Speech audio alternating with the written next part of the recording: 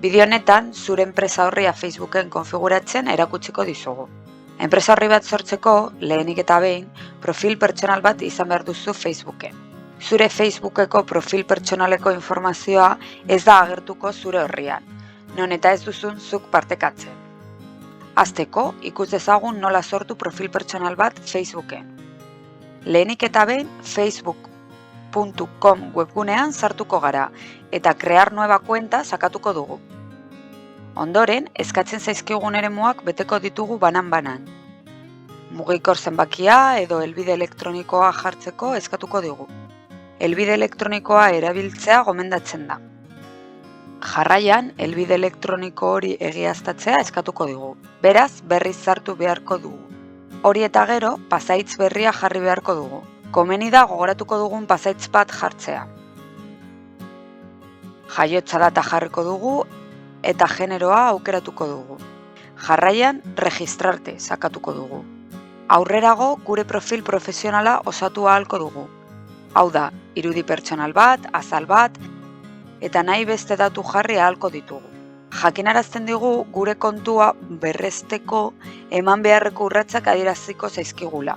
Urrats horiek eman egin behar dira erabili ahal izateko. Continuar sakatuko dugu. Robot bat ez garela egiaztatuko dugu eta aurrera jarraituko dugu. Orain, mugikor zenbakia edo helbide elektronikoa jarriko ditugu eta egiaztapen kode bat jasoko dugu. Berriz ere jarriko dugu gure helbide elektronikoa eta enviar kódigo de inicio de sesión sakatuko dugu. Gure sarrerako ontzira joango gara. Posta elektroniko bat izan behar dugu kodea dakarrena. Kopiatu eta itsatsi egingo dugu eta siguiente sakatuko dugu. Berriro sakatuko dugu continuar. Orain, mugikor zenbakia eskatuko dugu. Jarri egingo dugu eta enviar por SMS edo enviar por WhatsApp sakatuko dugu. Kode bat iritsiko zaigu mugikorrera. Sartu egingo dugu eta continuar sakatuko dugu. Gure Facebookeko profil pertsonalean gaude jada. Orain, gure enpresa orria konfiguratuko dugu. Horretarako, puntutxoak dituen goiko menura joango gara. Eta sortzeko gunean, pagina sakatuko dugu.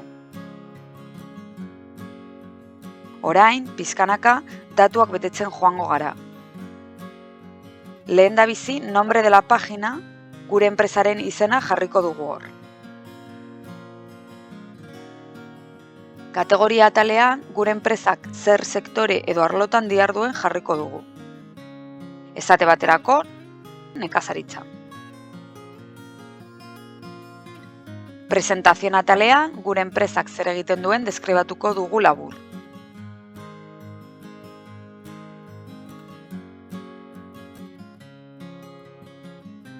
Jarraian, crear pagina sakatuko dugu.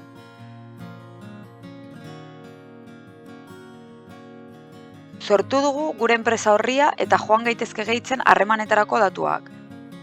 Profileko argazkia eta bar. Hasteko, gure webgunean gehitu dezakegu. Horrela, ekintza dei bat sortu dezakegu eta erabiltzaileek hor bertan klik eginda bisitatuko ahal gaituzte. Horrez gain, gure telefono zenbakia jarri ahalko dugu eta helbide elektronikoa. Gurekin harremanetan jar daiteze. Bai eta non gauden ere.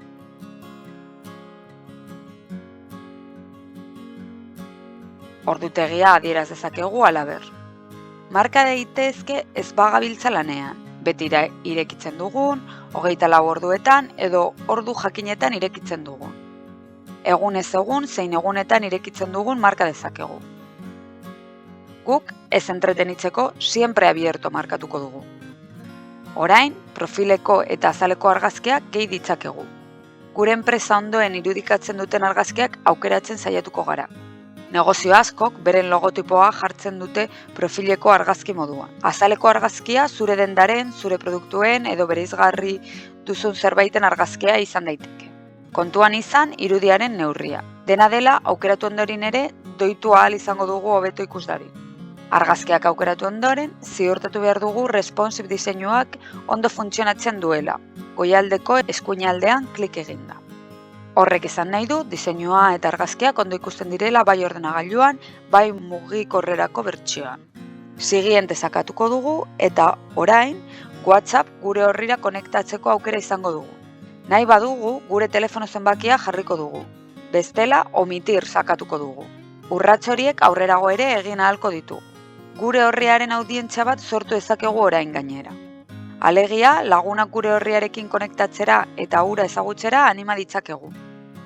Orain edo aurrerago egin ahalko dugu hori. Siguiente sakatuko dugu. Azken urratsa, mantente al tanto de tu página da. Hemen jakinarazpen eta posta elektronikoen aukerak konfiguratuko ditugu. Hau da, gure orrian zerbait gertatzen denean abisuak iristea nahi dugun. Aktibatu edo desaktibatu ditzakegu. Listo sakatuko dugu. Ongietorria egin dugu gure orrira eta adierazi dugu berritasunak ikus ditzakegula eta nola funtzionatzen duen ikusteko ibilbide bat egin dezakegula. Gutxika egin dezakegu edo ahora no sakatu dezakegu. Ikusten duzuenez, konfiguratuta dugu jada orria. Garrantzitsua da hasieratik edukia argitaratzen hastea. Izan ere, zaleekin interakzioan daudenak, maiz argitaratzen dutenak eta harremanetarako informazioa jasotzen dutenak dira errendimendu onena duten Facebookeko orria. Beraz, badakigu nola sortu eta konfiguratu enpresa orri bat Facebooken eta nola hasi hura kudeatzen. Lanari ekitea baino ez da falta.